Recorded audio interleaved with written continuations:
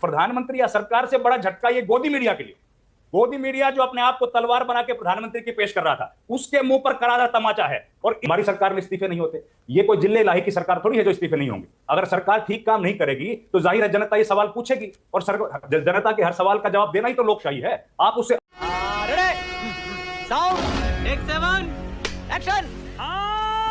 रविंदर सिंह शेरों, रविंदर यहां से शुरू करिए। पार्लियामेंट में अब क्या होगा? क्या संसद में अब विपक्ष चढ़ के खेलेगा, सरकार थोड़ा बैकफुट पर होगी, या फिर आपको लगता है कि कुछ दिन में सब सामान्य हो जाएगा, उसी हनक से सरकार चलेगी?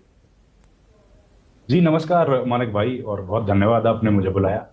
देखिए, आंदोलनों का काम यहां खत्म हो जाता है, इसके बाद विपक्ष का ही काम शुरू होता है। क्योंकि सदन के भीतर जितनी मजबूती से इन आंदोलनों की गूंज होगी, उतनी मजबूती के साथ लोकशाही और सरकारी हुकूमत जो है वो काम करेगी। तो यहां से काम शुरू होता है ओपोजिशन के लीडर का और तमाम जो ओपोजिशन पार्टीज हैं उनका।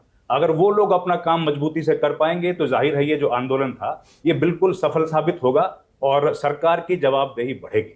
सरकार यकीनन बैकफुट पर है। सरकार के लिए बहुत बड़ा झटका है ये, क्योंकि जो सरकार आज से 10 बरस पहले इस तरह की अलोकतांत्रिक भाषा का प्रयोग करती हो कि हमारी सरकार में तो इस्तीफे ही नहीं होते, इससे ज्यादा अनकॉन्स्टिट्यूशनल अनडेमोक्रेटिक शब्द क्या हो सकता है कि इसका कारण नरेंद्र मोदी है। हमारी सरकार में इस्तीफे नहीं होते। ये कोई जिले इलाही की सरकार थोड़ी है जो इस्तीफे नहीं होंगे। अगर सरकार ठीक काम नहीं करेगी तो जाहिर है जनता ये सवाल पूछेगी, और जनता के हर सवाल का जवाब देना ही तो लोकशाही है। आप उससे अलग थोड़ी हो गए। जो ये बयान दिया गया उसके बाद चलिए समय लगा, लेकिन 10 बरस के बाद या 9 बरस के बाद आज लोगों ने दिखा दिया कि कोई भी व्यक्ति अलोकतांत्रिक भाषा का उपयोग करेगा तो उसको पीछे हटना पड़ेगा। और ये हुआ है।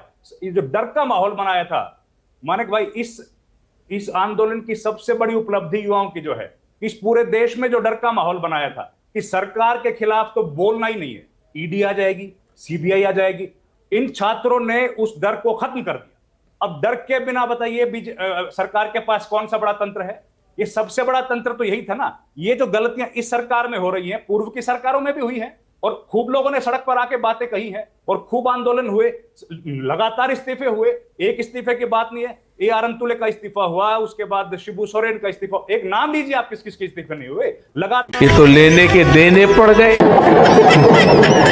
लगातार इस्तीफे हुए। लेकिन क्योंकि यहां डर का माहौल बना दिया कि भैया सरकार के खिलाफ नहीं बोलना, उस डर के माहौल की क्या जरूरत है इस देश में? यही डर का माहौल मानिक भाई, इसी डर के माहौल को अंग्रेजों के खिलाफ महात्मा गांधी ने खत्म किया था। उसी डर के माहौल को आज इन युवाओं ने खत्म किया है कि डरने की जरूरत नहीं है, पुलिस के लाठी से भी डरने की जरूरत नहीं है। और आज फिर एक बार से जंतर मंतर पर वही गांधीवादी, वही तौर तरीके काम आए इन युवाओं के, और पुलिस के हाथ जो उन पर लाठी चार्ज कर रहे थे उसके बाद यकायक रुकते हुए हम लोगों ने वीडियोज में देखे। और देखिए, इतने महान शिक्षा मंत्री थे, कितना इनसेंसिटिव चिट्ठी लिखी है उन्होंने, कितनी संवेदनहीन बात लिखी है। एक शब्द नहीं लिखा उन छात्रों के लिए जिनका नीट एग्जाम लीक होने की वजह से जिन्होंने एक्सट्रीम स्टेप्स लिए। एक शब्द नहीं लिखा पूरी चिट्ठी में। प्रधानमंत्री मोदी की गौरव गाथा गा डाली उसमें। अरे एक तुम चुल्लू भर पानी में जाके डूब के मर जाओ, एक शब्द लिख देते उनके लिए, सहानुभूति का शब्द लिख देते कि आपके जो इनएफिशिएंसी थी उसकी वजह से एग्जाम लीक हुआ और उसकी वजह से इन छात्रों की मौत हो गई। एक शब्द नहीं लिख पाए। उन बच्चियों के साथ जो लाठीचार्ज हुआ जंतर मंतर पर, वो किसकी वजह से हुआ? उनके बारे में एक शब्द नहीं लिखा धर्मेंद्र प्रधान ने। तो इस तरह के इनएफिशिएंट मिनिस्टर को, नकारा मंत्री को, इतने लंबे आंदोलन के बाद भी सरकार को 30 दिन तक ढोने की क्या जरूरत थी? और अब भी देखिए, जब वो चले गए हैं तो भी उनको महान बनाने की कोशिश की जा रही है, और सब मंत्री आके बता रहे कि उनका तो कंट्रीब्यूशन बड़ा गजब था। भाई, अगर इतना बड़ा कंट्रीब्यूशन था तो उनको बीजेपी का अध्यक्ष बना देना चाहिए था, क्यों नहीं बनाया गया? लेकिन देश के ऊपर तो मत थोपिए ना। जो व्यक्ति देश के छात्रों को ठीक नहीं के सामने सही काम नहीं कर पा रहा है, उनके ऊपर काहे को थोपते हैं? तो ये मतलब देखिए, शर्म ही नहीं है। सरकार के लिए बड़ा झटका है, और खास तो झटका नहीं होता सरकारों के लिए मंत्री का इस्तीफा, लेकिन इस सरकार ने अहंकार पाला, इस सरकार ने घमंड से बात की, इसलिए झटका है। अदरवाइज क्या झटका है? मंत्री का इस्तीफा सामान्य घटना है। चुनाव में कुछ होगा क्योंकि आपने चुनाव में कोई फर्क पड़ेगा? अभी तो बीजेपी जीतती जा रही थी, कुछ पब्लिक ओपिनियन बदलेगा इस पूरी घटना से, इस आंदोलन के बाद से? मैंने बताया पब्लिक ओपिनियन सबसे बड़ा, कि जो लोग जो मोदी के बारे में या सरकार के बारे में बोलने से डर रहे थे, आज वो क्यों खुल के बोल रहे हैं? आज हर जगह देखिए ना, सब साथियों ने बताया है कि कैसे मीम बन रहे हैं, कैसे प्रधानमंत्री मोदी के बारे में लोग बोल रहे हैं। बुरी बात बोलना गलत है, नहीं बोलना चाहिए किसी के भी बारे में, लेकिन वो सारी बातें बोली जा रही हैं। और एक और बात जो बता दूं मानिक भाई, इन प्रधानमंत्री या सरकार से बड़ा झटका ये गोदी मीडिया के लिए। गोदी मीडिया जो अपने आप को तलवार बना के प्रधानमंत्री की पेश कर रहा था, उसके मुंह पर करारा तमाचा है। और अरे बाप रे, ये तो धोती खोल रहा है। इस आंदोलन ने दिखा दिया कि अब इस देश को गोदी मीडिया की जरूरत नहीं है, क्योंकि उन्होंने झूठ बोला। हाँ, वहां पर हैकल किया, वो गलत किया पत्रकारों के साथ, वो बिल्कुल गलत किया। लेकिन मानक भाई, इस देश में राजीव रंजन से ज्यादा कोई व्यक्ति नहीं है जो सड़क पे होता हो। आज तक किसी ने हैकल किया उसको? क्योंकि वो उसका कैमरा झूठ नहीं बोलता, वो सच दिखाते हैं। न्यूज 24 को किसी ने हैकल किया? नहीं किया, क्योंकि आप लोग सच दिखाते हो। जो लोग झूठ दिखाते हैं, जो लोग सरकार के गलत कामों की तारीफ करते हैं, उनको हैकल किया गया।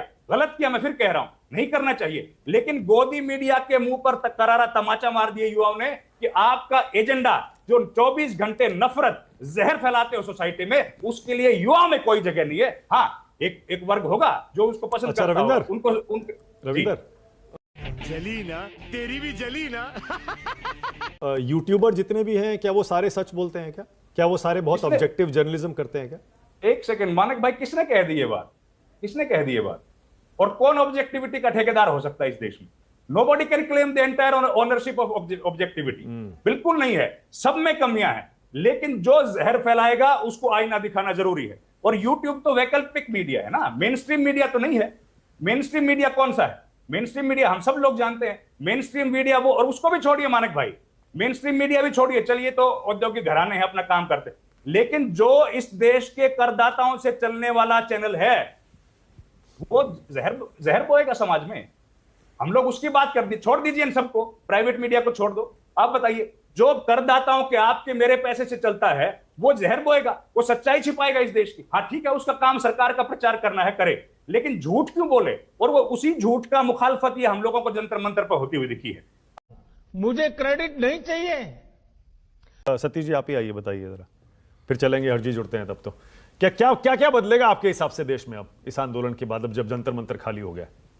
देखिए, सबसे हम लोग अगर ये सोच रहे हैं कि जंतर मंतर में सन्नाटा पसर गया है, तो इसका एक गूंज ये भी है कि सरकार का जो रोब और इकबाल था वो छू मंतर भी हो गया है। देखिए, आप माने या ना माने, हर घर में कॉकरोच पैदा हो गया है। हर घर कॉकरोच है, वो हल्ला गुल्ला करे या ना करे, सड़क पर आए या ना आए, ये पैदा हो गया है। और सरकार ने अपना रुख, रवैया नहीं बदला तो अभी तो एक मंत्री का इस्तीफा हुआ है, कल को ये भी नौबत आ सकती है कि सरकार को इस्तीफा देना पड़े।